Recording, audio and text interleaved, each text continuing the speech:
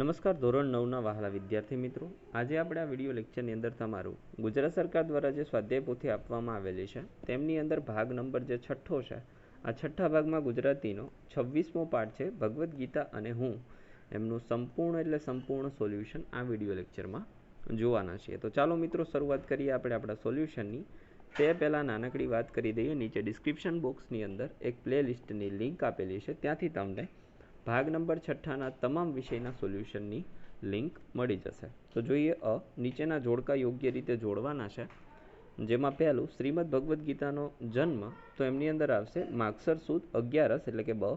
અર્જુન, તો એમની અંદર આવશે ધનુર્ધર, અને જિજ્ઞાસા, તો એમની અંદર આવશે વિદ્યાર્થીઓનું લક્ષણ। ત્યાર પછી બ છે, નીચે આપેલા વિકલ્પમાંથી યોગ્ય વિકલ્પ પસંદ કરી ખાલી જગ્યા પૂરવાની છે, જેમાં ચોથું રવિન્દ્રનાથ ટાગોરે અમેરિકામાં ખાલી જગ્યા પુસ્તક જોયું, તો શ્રીમદ ભગવદ્ ગીતા। પાંચમું છે, ખાલી જગ્યાથી સ્મૃતિભ્રમ કે સ્મૃતિ નાશ થાય છે, તો મૂઢતાથી। છઠ્ઠું, 3 પ્રકારના આહારની વાત શ્રીમદ ભગવદ્ ગીતાના ખાલી જગ્યા અધ્યાયમાં કરવામાં આવી છે, તો 17માં।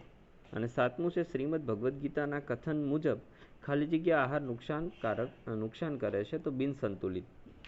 ક છે, નીચે આપેલા પ્રશ્નોના એક વાક્યમાં ઉત્તર આપવાના છે, જેમાં 8મું એમર્સનને ગીતાની ભેટ કોણે આપી, તો સ્કોટલેન્ડના મહાન ઇતિહાસકાર કાર્લાઇલે આપી હતી। 9મું વિદ્યાર્થી તરીકે અર્જુનનો કયો ગુણ તમને વધુ ગમ્યો અને શા માટે, તો એકાગ્રતાનો ગુણ અમને વધારે ગમ્યો, કારણ કે તેને પક્ષી નહીં પણ પક્ષીની આંખ દેખાતી હતી। 10મું જ્ઞાન પ્રાપ્તિનો સૌથી સરળ રસ્તો કયો છે, તો જ્ઞાન પ્રાપ્તિનો સરળ રસ્તો છે ભગવદ્ ગીતાની કથા સાંભળવી। 11મું અર્જુનને સતત કેટલા વર્ષ સુધી યુદ્ધની તૈયારી કરી હતી, તો સતત 12 વર્ષ સુધી એમણે યુદ્ધની તૈયારી કરી હતી। 12મું છે, કેવા પુરુષના જીવનમાં વિષયોની આસક્તિ જન્મે છે, તો વિષયોનું સતત ચિંતન જે કરતો હોય એવા પુરુષમાં જન્મે છે। ત્યાર પછી ડ છે, નીચે આપેલા પ્રશ્નોના 2-3 વાક્યમાં ઉત્તર આપવાના છે કે ક્રોધના કારણ અને પરિણામ શા હોય છે, તો ક્રોધનું કારણ ઈચ્છાઓ અને અપેક્ષાઓ હોય છે, ક્રોધના પરિણામ રૂપે બુદ્ધિનો નાશ થાય છે, સ્મૃતિ ભ્રષ્ટ થાય છે અને વ્યક્તિનું પતન થાય છે।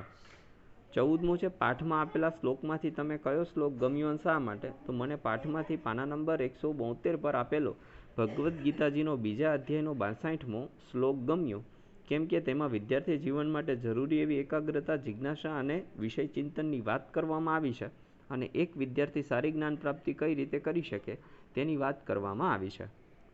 ત્યાર પછી ઈ છે, આપેલા પ્રશ્નોના 10-12 વાક્યમાં ઉત્તર આપવાનો છે, ક્રોધ વિશે ભગવદ્ ગીતા શું કહે છે, તો વિષયનું ચિંતન કરનાર પુરુષને તે વિષયમાં આસક્તિ જન્મે છે, મોહથી વિષયમાં કામના જાગે છે, અને કામનામાં વિઘ્ન આવવાથી અપેક્ષાઓ પૂર્ણ ન થતાં ક્રોધ જન્મે છે, ક્રોધના કારણે મૂઢતા આવે છે, મૂઢતાથી સ્મૃતિભ્રમ કે સ્મૃતિ નાશ થાય છે, સ્મૃતિભ્રમ ઊભો થવાથી બુદ્ધિ કે જ્ઞાનનો નાશ થાય છે, બુદ્ધિનો નાશ થવાથી એ પુરુષનું પોતાની સ્થિતિથી પતન થાય છે।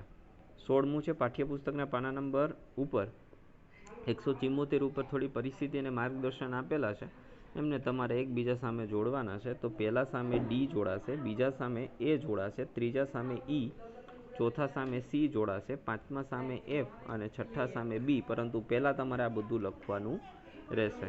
તો મિત્રો, આ હતું આપણું સંપૂર્ણ સોલ્યુશન। ફરી મળીશું નેક્સ્ટ વિડીયો લેક્ચરમાં। Thank you very much. જય હિન્દ, જય ભારત।